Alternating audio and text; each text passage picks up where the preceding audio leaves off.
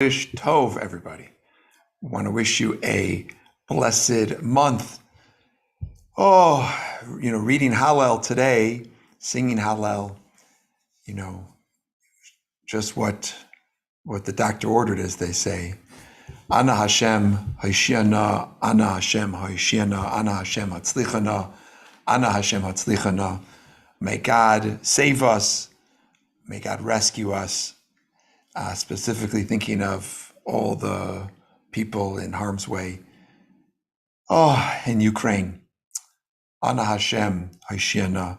So may they be saved and protected.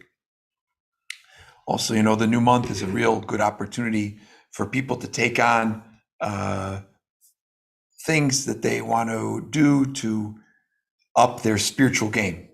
So daily Torah study can always add a little bit more. There are always things we can do to, increase. So just keep that in mind as today and tomorrow, and we can think of something that we can do to up our game. And usually what happens is that sometimes there's actually something that we're doing in our spiritual practice that for some reason we stopped doing. It just happened that we stopped doing it. So those are the easiest things sometimes to restart, something that I used to do that, but for whatever reason, it fell off. But sometimes if it's something that you find that's very hard and you keep falling off that particular spiritual practice, whatever that is, so then the advice would be try a new thing and focus on a new area of spiritual practice and growth, because maybe there's a block there. And so we need wins in our spiritual practice, right? And that's very helpful to propelling us to deepen and strengthen our spiritual practice. And may everybody have a lot of success in that. Okay, we're starting a new chapter today. And it also is connected to health. And some of this will be connected to halacha we are still doing today. And as you'll see, we are learning, of course, for peace in the world. May Hashem save all these people in Ukraine in harm's way. And by the way, all the innocent Russians who are in harm's way, they're being harmed. Sorry, as an aside, they interviewed one Russian soldier who was captured. And he said, we didn't know where we were going. They just said, we're doing exercises. They didn't know they were going to invade. They had no idea. They had no idea they were going to invade Ukraine. They were just said, go this way. They go that way. And all of a sudden, they're captured as an enemy combatant. They didn't even know they were going to war. So there are a lot of innocent victims here. And we have to just daven really hard that this whole horrible war comes to an end, please soon. Please God soon. We're also learning for a refuah shlema for Aliza Chana Bas Dina Ariella, Herschel Mendel Bet Chaim Ben Sheva, Leah Bas Freya Noya, Avram Ben Mindel, Ruth Batzar Goldman, Yitzchak Ben Dvor, Dvina Ben Mindel, Aaron Ben Ber, Aaron Ber Ben Gittel, Amram Ben Shon, Daniel Ben Dvor, Maya Batzara, Chaim Ben Esther, Azriel On Moshe Ben Tzara, Bat Sheba Bracha, Chaim Ben Tzara, Rina Bat Etel, Nachum Ben Herschel, Michael Lev Ben Tzipora, Avram Shimon Ben Tzara, Lev Meni Ben Julia, Pinion Ben Tzara, Lillian Ari Bat Esther, Yeshua Ben Bluma, Chavazina, Klaus Badati, Yonas Meir, Carmen Ben Rosa, Dov Ben Sophia, Lynn Bas Pesalea, Karen Shoshaniel Bas Golda Rachel. Everybody turn to chapter 33 in the Kitzur Shulchan Aruch, and we will put the link in our class notes if you're watching this video.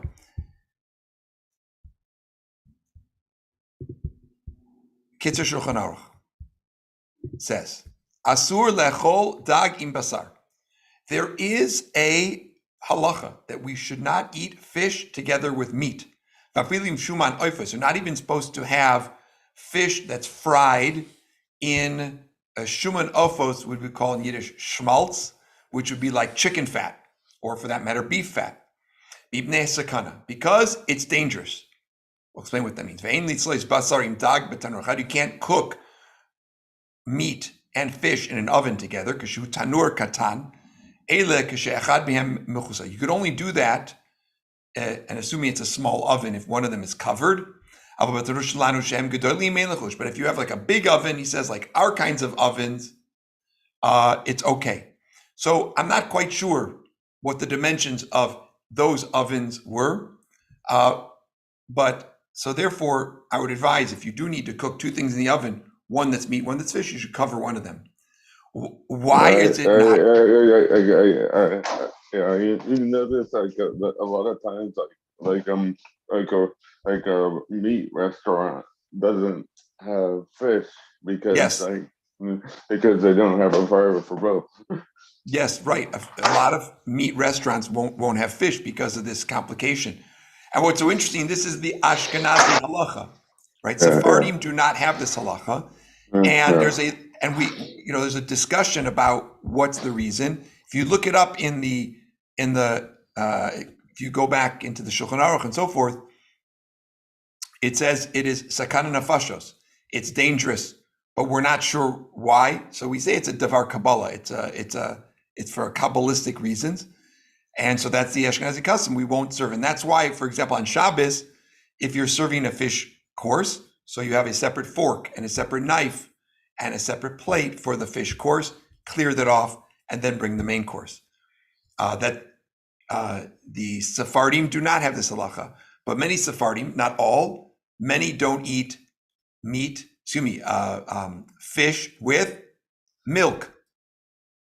So some say that it's because of a typo, but it's most likely that there's just different traditions about this. We will continue. No more cream cheese and bagel? Are you kidding me? Yes. So, right. Okay. So lox and bagel with cream cheese is a specifically Ashkenazi delicacy. Yeah. And some Sephardim will eat it and some Sephardim will not. Oh, wow. Yes.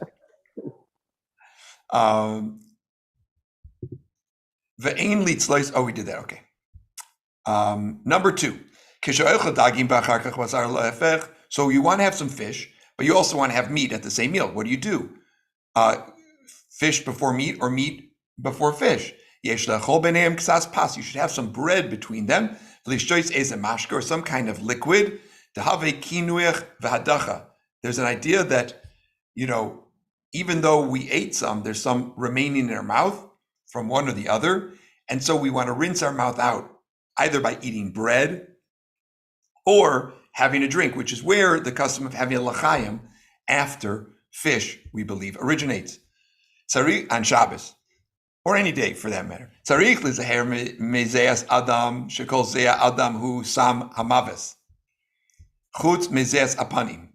So you're concerned about sweat, and that sweat is something you don't want to ingest, unless it's sweat from your brow, which is not considered dangerous.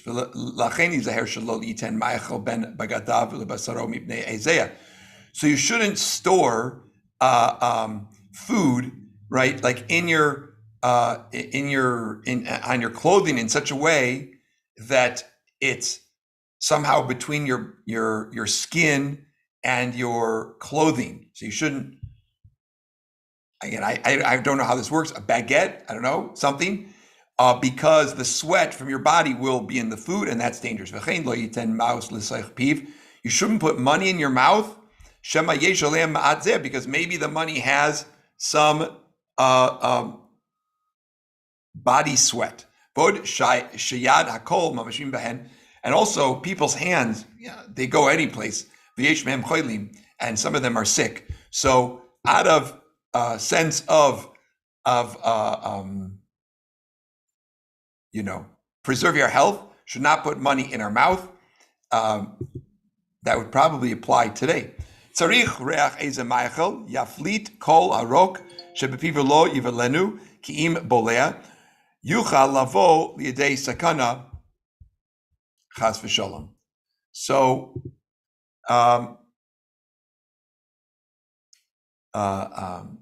so there's an idea about it's a Gemara in Ksuvos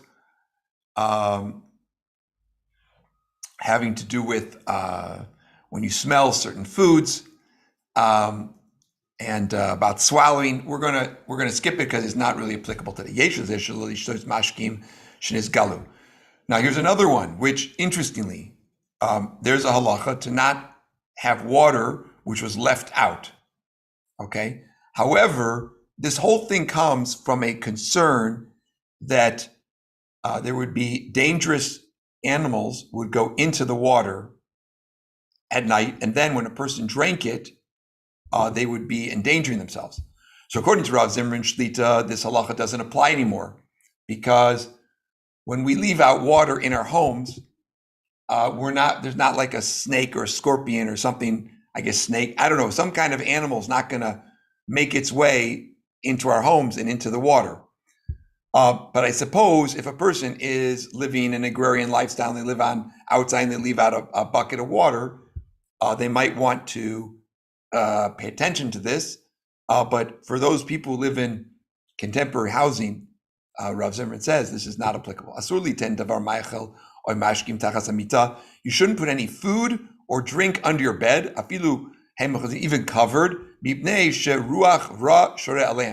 because there's a ruach ra is this kind of evil, literally means evil spirit. Ruach ra is we're gonna call it a negative energy.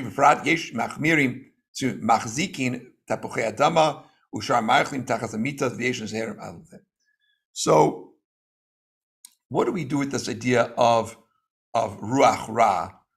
So because it sounds like, God forbid, it sounds like superstition.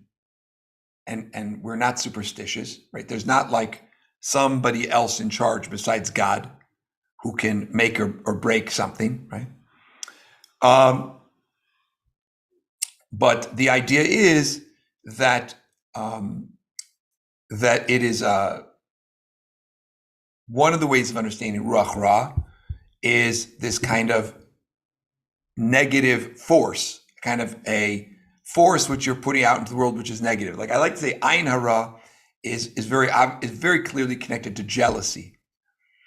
So ruach ra is also kind of like a negative spirit. So, I don't know if I have the best answer for everybody, but he wants us everybody to be careful not to store potatoes under our bed. And I don't think anybody today would do that.